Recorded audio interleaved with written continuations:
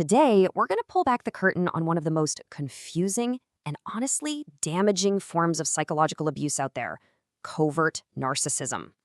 It's such a deeply isolating experience, isn't it? To everybody else, they're charming, they're kind, maybe even a pillar of the community. But you're living in a totally different reality. And we're not talking about the loud, in-your-face abuse that's easy to spot. This is different. It's like a slow, quiet poison.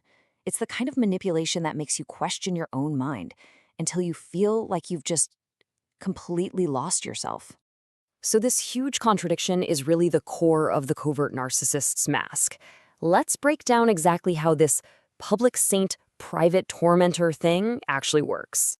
Okay, what's so interesting here is how this table just lays out the two different faces of narcissism. You've got the overt or grandiose narcissist. That's the one we all picture, right? Loud, arrogant, has to be the center of every room. Pretty easy to spot. But the covert narcissist, they're the complete opposite.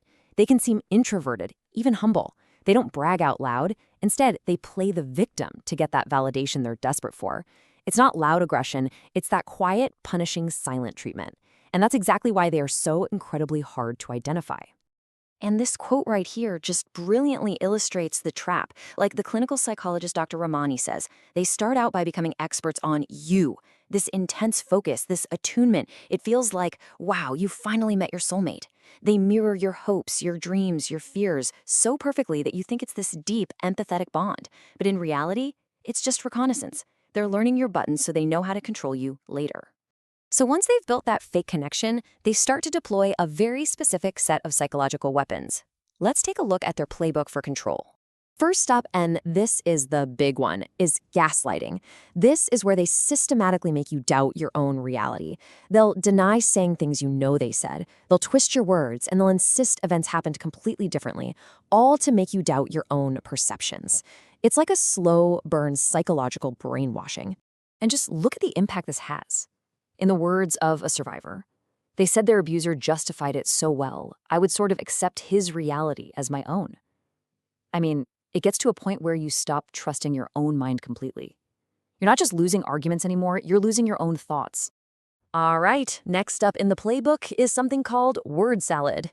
And this isn't just a simple argument, it is pure verbal chaos. The goal here is to make the conversation so confusing, so utterly exhausting that you just give up trying to hold them accountable for anything. It is a deliberate strategy to make sure no real discussion ever happens. And these are the key ingredients. You'll probably recognize these. The circular arguments that just loop and go nowhere.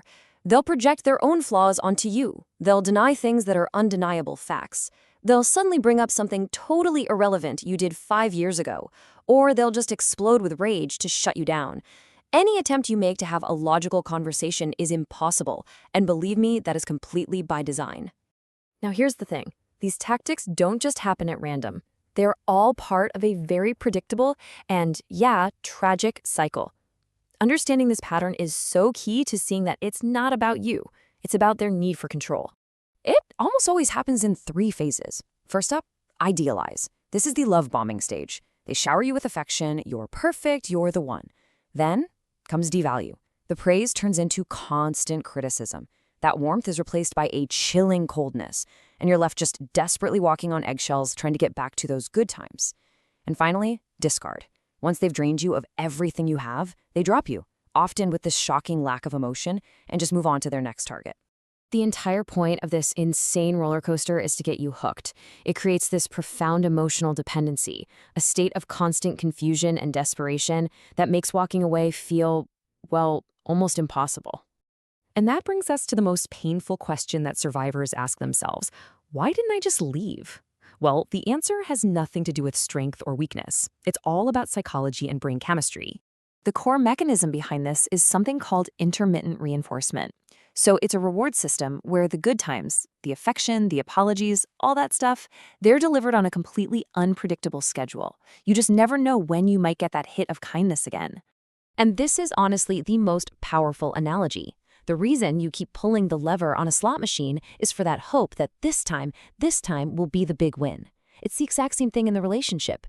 You keep trying, you keep putting up with the bad, just hoping for that unpredictable payout of affection. It literally creates an addiction. And as the research shows, that hope is what keeps you emotionally hooked. Your brain is struggling to make sense of the two different versions of this person, the loving soulmate from the beginning and the cold, cruel abuser they've become. And so you stay, just hoping that good version will finally come back for good. This entire process forges what's known as a trauma bond. And let's be really clear here. This is not love. It's an addiction.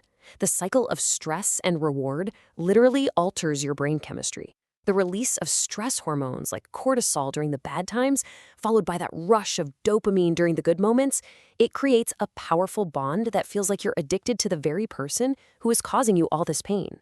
So, okay, recognizing the trap is the first major step. The next and most crucial part is understanding how to rebuild what was lost. And this is all about reclaiming your identity. You see, the long-term consequence of this kind of abuse is what's called identity erosion. Through the constant gaslighting and criticism, your very sense of self gets systematically dismantled. You forget what you like, what you believe in. You forget who you are outside of that relationship. This quote from therapist Annie Wright is just perfect. Think of your identity like a document you've been writing your whole life. The abuser comes in and, sentence by sentence, they replace your words with theirs. And after years of this, you look at the page and you can't even remember what you wrote in the first place. You've lost your own story. But you can rewrite it. The path to recovery is intentional. It means finding a therapist who really understands this specific kind of trauma. It means documenting what happened, to fight back against the gaslighting and prove to yourself that your reality was real. It means setting firm boundaries like no contact or the gray rock method, where you basically become as uninteresting as a gray rock to starve them of any reaction. It's about reconnecting with people who truly see you, and most importantly, reconnecting with yourself. And through it all, you have to remember to practice self-compassion, because healing is not a straight line. It's messy. Because the ultimate goal here isn't just about getting through it. It's about a conscious, deliberate act of rebuilding your sense of self, based not on their script for you, but on your own truth.